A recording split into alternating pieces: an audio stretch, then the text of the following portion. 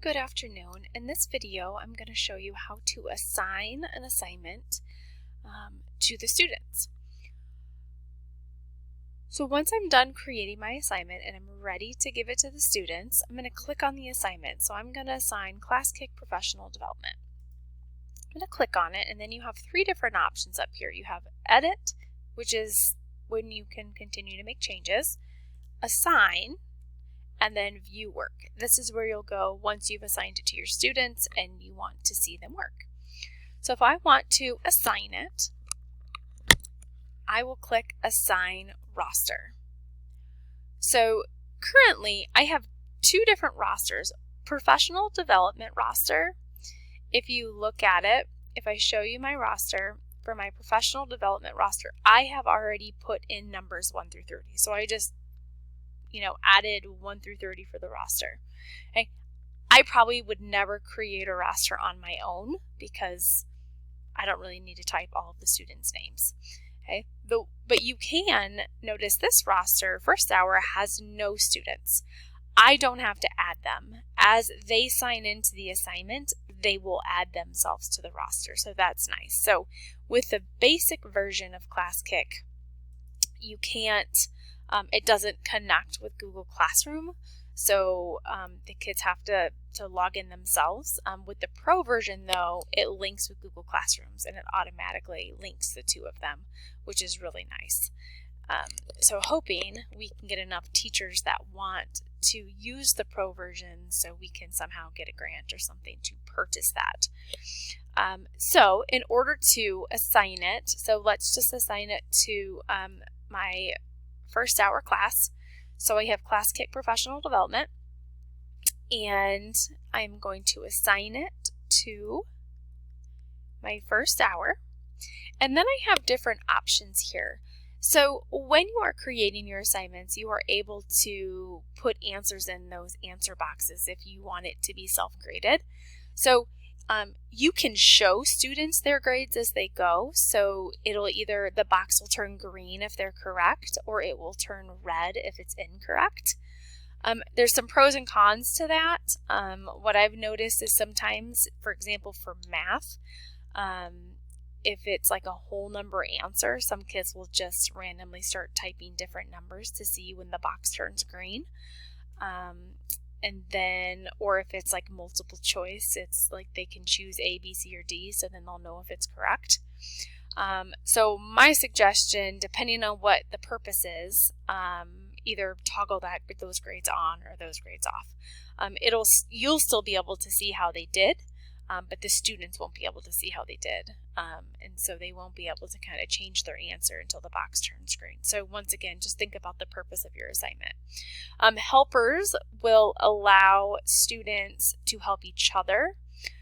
In the basic version, I do not recommend helpers because students will be able to see the exact name that they're logged in under. So for example, if my friend is Sarah123, I can log in as Sarah123 and look at her work and make adjustments to her work without her knowing.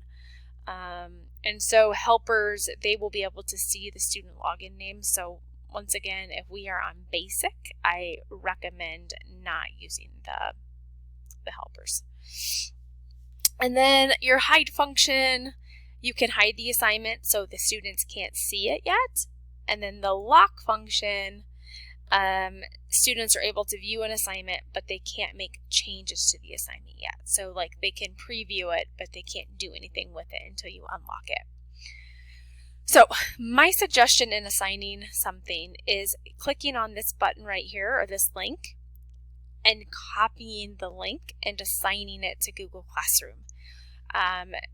You can have them log in as a student and then type in the code, but there's going to be 15 kids asking, what number is that? I can't see it. Can you put it up there longer? So easiest way to assign something is copy your link and then post it on Google Classroom. I'm just going to post it here so you can see what it looks like as a student when they click on it. So notice the login is already there. Okay? And because I don't have anybody in my in my first hour roster, if I type in my name, Michelle Nichols 123, right? It's going to say go. That means you're a new student and you're entering that particular roster and assignment for the first time. And so I would click go, and it's going to bring me to my assignment. Okay, so now let's say the next day I am trying to do this again. I'm trying to log in.